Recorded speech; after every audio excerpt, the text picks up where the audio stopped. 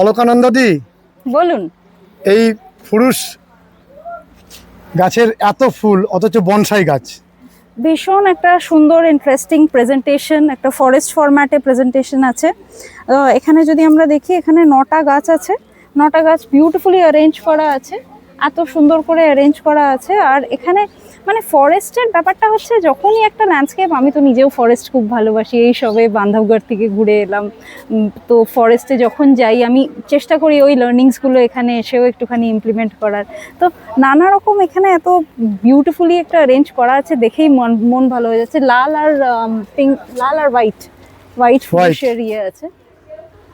ফুলটাই এত সুন্দর হয় আসলে, ভীষণ লো মেনটেনেন্স গাছ, খুব ভালো ইয়ে করে, প্রচুর ফুল দেয় হয় একটু একটু, কিন্তু ঠিক আছে, খুব ভালো করে রাখা যায় আর কি। ফুল সিজনাল ফ্লাওয়ার তো এই সময়টা গরমকালের ফুল খুব সুন্দর করে হয়।